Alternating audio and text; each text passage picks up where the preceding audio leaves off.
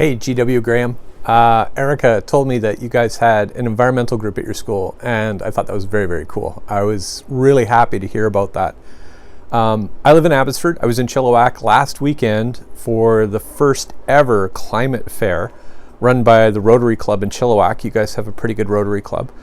And Erica was reaching out and asking for some ideas for your environmental club to follow. And so I focus on climate change, and there are a lot of big important problems out there: plastics in the oceans, biodiversity, clean water. There's lots of really important things that we can be protecting and that we can be focused on and fixing. For myself, I'm trying to be laser focused on climate change. Climate change tends to mess up everything else. So just trying to hit that one out of the park and letting other smart, competent people work on some of the other stuff. So I wanted to encourage you a little bit. Got a couple things that I thought I'd maybe share that might be of some interest to you. First of all, I wanted to share an idea about how to be involved in advocacy. There's a plane going overhead. I don't know if you can hear that. How to be involved in climate advocacy without getting overwhelmed. And so I'll give you some tips on that. So first of all, you could totally get involved in advocacy, but you have to be gentle with yourself. Don't set goals that are outside of your control. And so there's a model that's actually quite helpful called locus of control. You guys heard of that? Maybe not. Kind of a psychology term. So there's the idea there's things you do control. So how did you get to school today? Did you walk? Did you bike? Did you bug your mom and dad to take you in the SUV? Did you take a school bus, right? I don't know. You might be able to control that. If you can control it, you have full control over that, right? You could say, yeah, well, I had to take the school bus because I live too far away or something like that. But if you live close, you could be walking instead of asking for the ride, right? That kind of thing. So you totally control that. There's things you can influence. Talking to your friend about how it would be cool if they would walk home with you rather than going home in the SUV with mom and dad, that kind of thing. So you can't control them. They might say no, but you could influence that. And then there's things that are beyond our control. So there's a $31 billion pipeline being installed in our neighborhoods to pump diluted bitumen, which is some kind of gucky oil, out to export plants to go get burned in other countries to cause more global warming. You know what? We really can't stop that one. That one's kind of through us. I mean, I definitely have some friends who are like sitting in trees and lodging lawsuits and stuff like that, but they're still working on stopping it. But in my neighborhood, yeah, I don't really think that's realistic. So when you can't stop something, it's important not to obsess on it, but to kind of move on and focus on what you can do. And I wanted to give you guys an analogy. Team sports, whether it's basketball, whether it's hockey, something like that. You've got all these players, but like only one or two are scoring, right? So the goalie is almost never scoring, right? So when it comes to fighting climate change, we can be part of a team. You got somebody who's off here correcting misinformation on the internet. You've got somebody who is convincing the parents that getting an electric heat pump rather than a new gas furnace is a good way to not lock in pollution for the next 10 years. And you've got somebody over here writing in the newspaper, encouraging people to ride their bikes and have less impactful transportation, right? And so through these different positions that we're playing on the field, it's going to help us to score goals and to win. So let's say one of you decided to write a letter to your local MLA saying we got to stop supporting fracked natural gas is what it gets marketed as. It's actually quite unnatural. It's called methane. Same thing you hear comes from cows. Yeah. So that's what gets burned in people's houses to heat their houses or their hot water tanks, right? And so let's say one of you wrote a letter to the MLA and said, look, vote against this. This is a really bad idea. And they voted against it. And let's say we won that vote and we stopped expanding more fracking for methane in BC. That would be a huge win. But the person who wrote that letter, nobody's going to remember them. And you got to be okay with that. You got to realize, hey, we're all just playing positions on a team. So that's a little analogy and a little bit of encouragement. if you can take even small actions in your own life, they might not have a huge effect, but you have control over that. And that tends to really help with pushing down despair and giving you sort of this sense of legitimate agency. I'll tell you some of the things we did in our house. So in our house, when we bought it, it had electric heat. So that was already a win. It did have a gas line coming to it, and it had a gas fireplace. And because I'm very thrifty, I looked at how much that would cost me, how much enjoyment I'd get out of that, and I thought it wasn't worth it. At that point, it was more about money being tight than anything else. But the gas company thought we were crazy to say, no, we don't want you to turn the gas back on. They kept coming back like every 6 months, and we'd like, no, leave that alone, go away. After a year, they came with a digger and they dug it up. What I did not know is that $10 connection fee that all kinds of gas customers pay on their bill, that actually is a fee the gas company has to pay to the city to have the pipe in the ground. So we found a way to cost the gas company like $120 that year. It was kind of funny. But anyways, now there's no gas going to my house, and we're still on electric heat. We're still comfortable, right? So we sealed up cracks, put in some new windows. This is over like 15 years, right? We put in these thermostats that at night, they like turn the temperature down to 16. And then just before we wake up, it brings the temperature back up to a nice 21.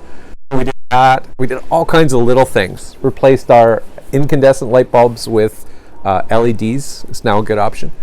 And so little by little, like we started saving, like $40 a month on our heating. And we started saving like $10 a month on our lighting. And those little bits added up. And so we just kept rolling it back into things for the house. And so because it was our house and we kind of controlled it, we could make those choices. So those are just some examples. I have a very short attention span, and so I tend to see a thing, and if I can act on it right then it's good. But if I have to take too long to think about it, I never get back to it. So be kind to yourself.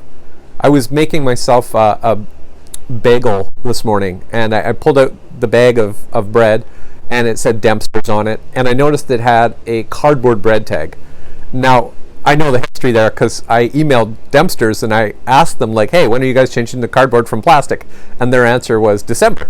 Now, that's not climate change so much, cardboard and plastic, but it's an example of, like, I saw something, so then I hopped on Twitter and I asked the company to do a thing, and the company could either look good by saying, oh yeah, we're doing this good thing, or they could say, no, we like plastic. We're like back in the Stone Ages in terms of our thinking. We're not listening to you at all.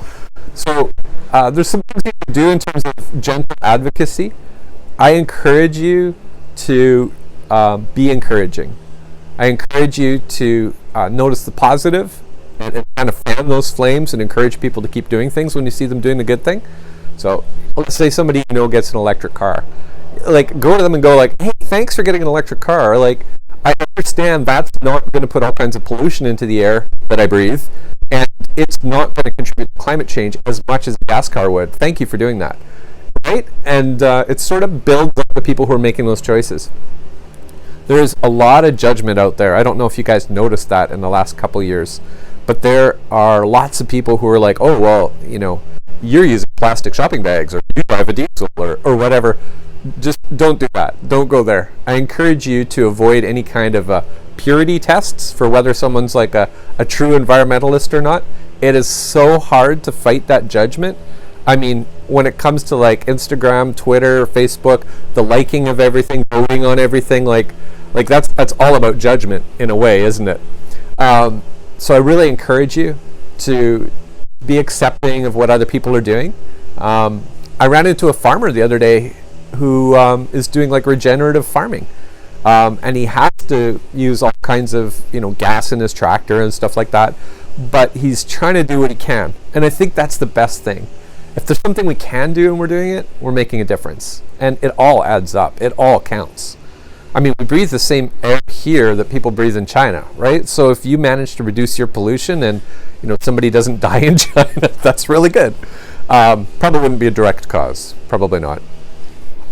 So I told Erica that I would talk a little bit about Fraser Valley Climate Action and what I've set up and how we work. So volunteer, grassroots, no money to speak of. just a lot of doing stuff, trying to educate people, trying to give them opportunities to learn, and then trying to encourage people to actually take action. So let's talk about action for a second. Probably I have too much to say, so I'll try and wrap this up in 5 minutes. When it comes to action, there's personal actions, right? Think of things you can control, right? That's good.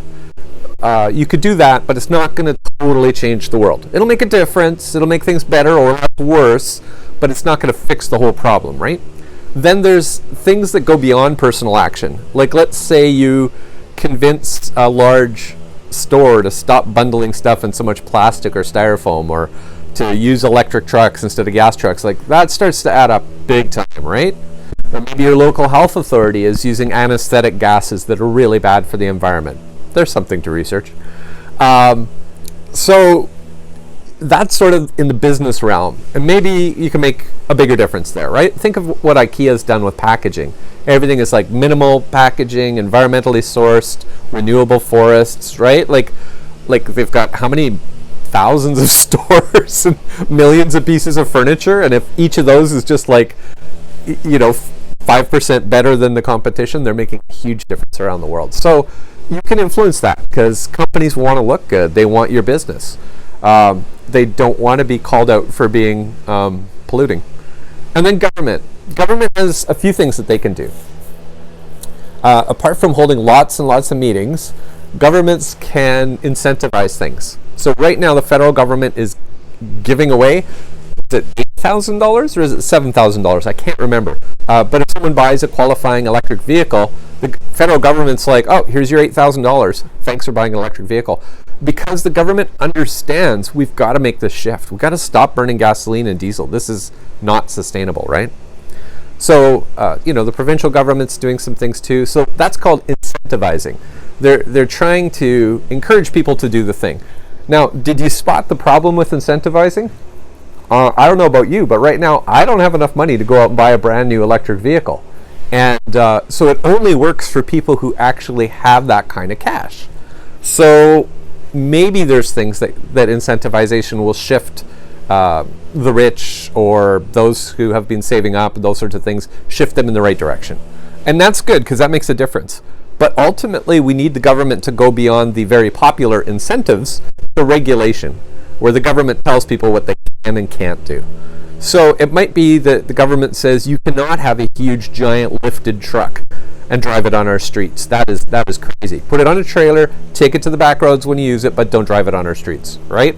Or maybe the government says you can't use your phone while you're driving, right? That used to be perfectly legal, and now it's not perfectly legal. So the government can regulate behavior. It's their obligation. They act in the public interest. So we would want to see the government doing things like making rules. You can't build a house that burns gas for heating, for example. Like, why would you want to burn gas for heating? It's polluting, it hurts our health, it's causing climate change. Things like the flood we saw and the burning of the town of Lytton the other year, those things were made worse by climate change. There's no doubt about that. And we could go find the science if you're really interested. But anyways, governments moving to regulation is less popular because some people won't like it. And then the government has to kind of stand on principle or values instead of always doing the popular thing, right? But your voice is hugely powerful. And at this point in your life, even though you may feel busy, you have a lot of time to spend on communicating. So whether that's educating yourself a little bit, writing some letters to the editor, writing some petitions to city council, writing to your local MLAs or your MPs. If you write a letter to them, I guarantee you there's tens of thousands of people in your city who are not writing them letters. Like, think of the last time you wrote them a letter, right? Like, almost nobody's doing this. So do write them a letter, do communicate with them, make it a personal letter, explain who you are, explain why it matters, try and draw on facts, because, I mean, they're just human too. They don't know everything. So if you can educate them and make a compelling case for good things, they will listen to you to some degree, and their opinion of the world will at least be shaped by you. So there's some ideas. Education, learning, some action, whether it's personal, influencing businesses, or influencing government. So for Fraser Valley Climate Action, I encourage people to join for a couple reasons. One, if they agree with what we're doing, basically all that stuff. And when we talk to government or someone else, we'll say, hey, on behalf of our 68 members, we're asking you to do this. And that's starting to grow, right? Like it wasn't 68 people last year. I remember being like totally excited when we hit 10. So it's a form of speaking with a little more authority when we go and ask people to do a thing. Like maybe 68 is nothing when you think of like followers online, but hey, it's a start. The other thing we do with our members is we have a monthly meeting where we're trying to run a monthly meeting. Sometimes it doesn't work out. Where we connect and just talk about like what are we doing? What are we learning? What do we want to work on next? And try and build a little bit of community and be connected there. We're meeting online on Teams. So from the comfort of your own house, you don't have to drive anywhere or go hang out with people you don't know. So that's what we're doing. You guys would be welcome to attend if you wanted. We're only inviting people who've signed up as members, just because we don't want to have like a bunch of strangers that we don't know in that meeting. And it's always risky when you're, connecting with people you don't know. Like, what if they're bozos, or what if they think I'm a bozo? Like, there's all that, but we're working through that. The other thing we want to do is we want to take the big, huge, complex challenge of climate change and break it down into smaller parts. So let's say we're going to focus on methane, burning methane, marketed as natural gas in BC, and basically stopping methane. So we might do education around that, like letting people know that 1/3 of the methane produced in Canada comes from BC. Who knew? We might start telling people that they should stop cooking with methane in their kitchen because there's a health risk there, an increase in childhood asthma and other respiratory issues just from having the gas in the house. Some people don't know they're at risk, right? And so there's some studies and some information on that. We might go door to door with some information like that, or we might do a mail out, or we might email a bunch of people. How do we get that message out, right? And then we might tell people about government incentives for switching to electric heat pumps, because in BC, our electricity is 97% renewable, which is pretty darn clean. Quebec is cleaner than us, but we're a close second for Canada, followed by Ontario. So there's a lot that we can learn about each of these different things, and we can keep digging into it. But I think I'll probably end it there. I'm going to show you guys some QR codes, which if you want to do this, you're welcome to. So I don't know how well these will show on the video. I hope they do. But basically, you could scan this. So there's some contact information for us. There's a sign-up form to join us, if that's interesting to you. There's our website, which of course is where the contact information is. And if you want to follow us on Twitter, come join the fun, and be happy to educate people about how to survive on Twitter, which can be a fairly negative place. If you listen to podcasts, I would recommend this one. This is a CBC podcast. It's called What on Earth. Of course, you can just take a picture of the screen there, and that'll give you that QR code. And I'm going to give you guys 3 more links, because this is already a long video. So I think these are useful, at least to understand. Berkeley Earth prepared a skeptic's guide, which is kind of a good thing to read through and understand, and maybe share with people who aren't too sure about climate change. There's some information about misinformation there. There's a lot of misinformation out there, partly because the oil and gas company is intentionally funding it, partly because there's just a lot of people who don't know. And then there's one more that I thought was kind of good. It's called 6 Americas. And I know we're in Canada here, but it's a study that's talking about how there's sort of 6 distinct groups that have different opinions about climate change. And encouragingly, over the last decade or so, you would see about 10% drift over to the side, so to speak, the end of the spectrum where people are alarmed and concerned and wanting to do something. So that's kind of a good development. Society is shifting a little bit. So I wanted to give you some hope, wanted to tell you about Fraser Valley Climate Action, wanted to give you some ideas for taking some action. I think it is so cool. I think it is so cool that you guys have an environmental group at your school. And I want to encourage you. I hope we can stay in touch. And yeah, if I can help with any other things, be happy to do that. Looking forward to cooperating with you more. All right. Cheers.